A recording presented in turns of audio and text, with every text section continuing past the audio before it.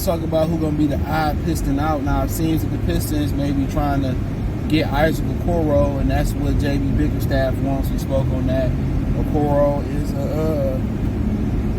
he's a player that played in Cleveland. Like I said, great athlete. Just offensively ain't brought it together. He's starting to shoot the ball a little bit better, and a lot of Piston fans say that they don't really see the purpose of Okoro, coming to Detroit. Because Detroit, and if he can't shoot, the Piston fans don't want him at this point. And you can't blame him. You can't blame him at all. So I definitely understand that. But and they tired of developing shooting players too. He eventually get better. He eventually shoot the ball a little bit better. So, and that hasn't happened. All right. So, but nonetheless, regardless if they bring in a core or not, it's going to be somebody going to be the odd person out. And I think most people, we got a Short Thompson, Ron Hollins, Tim Hardaway Jr., Malik Beasley, who's doing a lot for the community already, so shout out to him. So I think, a lot of people starting to realize that, Jaden Ivey is one of them guys that's kind of going, or a couple of them guys going to fade into the black. You know what I'm saying? And fade to the back of the line, especially if they bring Isaac Okoro in. It seems like he's going to have a lot of favor within the within the team because JB Bickerstaff handpicked him. The rest of these guys ain't handpicked by JB Bickerstaff.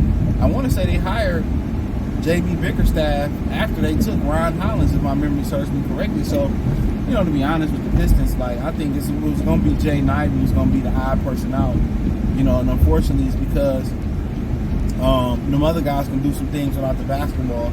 Ashore can defend, Ryan can defend, Beasley can catch and shoot and defend. Tim Hardaway can, shoot the ball and stretch the floor.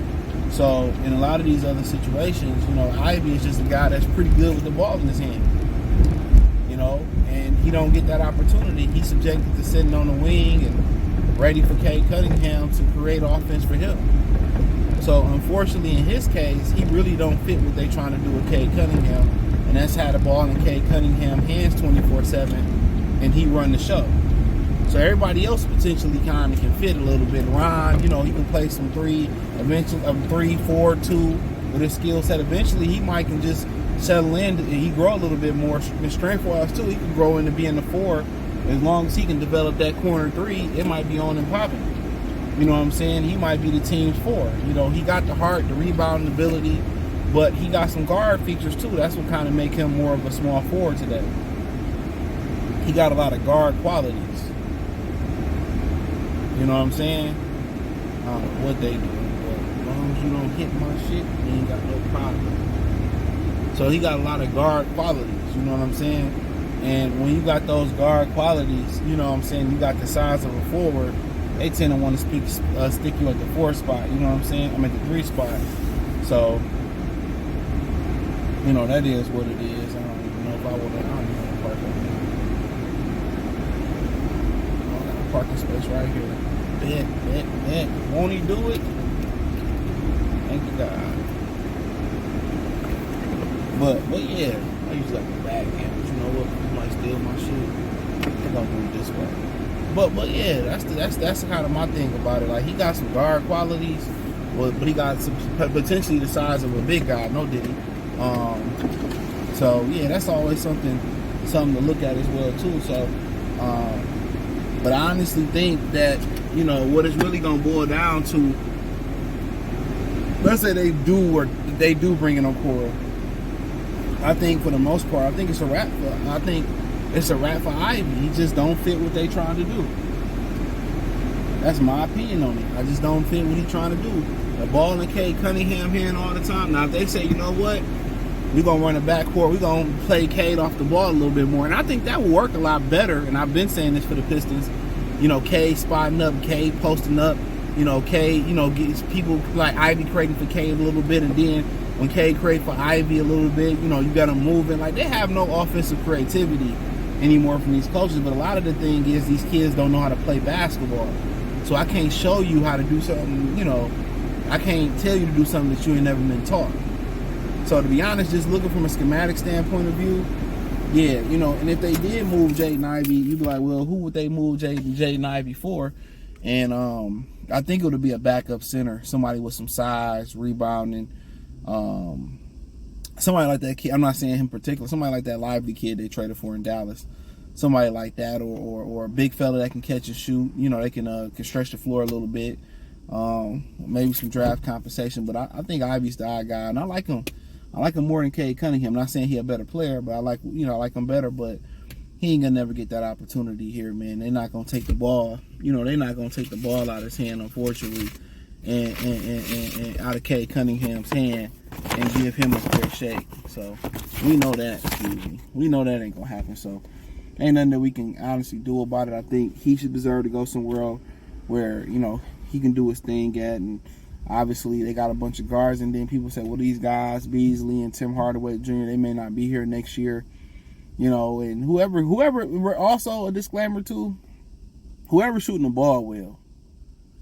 I think also whoever's shooting the ball well is come back shooting it better. We know what Hardaway can do. We know what Beasley can do. But whoever's shooting that rock better, I think it's gonna be better. Whoever's shooting the ball better, I think come back and they improve their shooting, and it takes time to improve shooting. You know what I'm saying? Yeah, you can see these guys shooting in open gym or shooting at the LA Fitness, and they knocking down 50 straight. But in-game shooting is different from practice shooting. That's what people got to understand. That in-game shooting is totally different.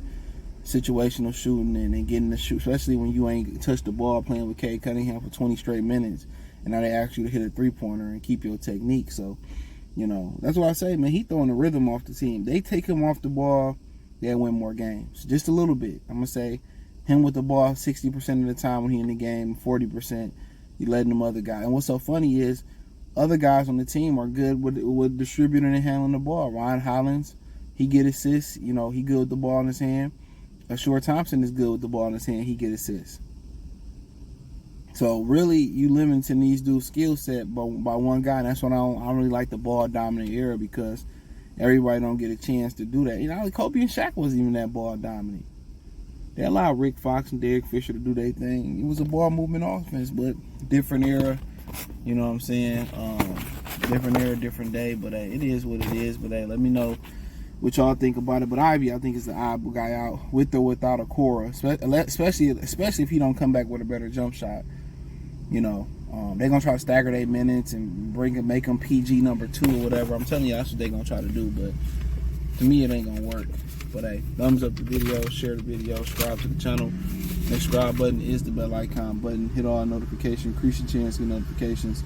We go live, we drop video. Financially, want to support the channel, Cash App, $CJ Good 313, Venmo CJ Good 313, PayPal link in the description. Appreciate the love and support. Check out Detroit Pistons Talk playlist. Peace.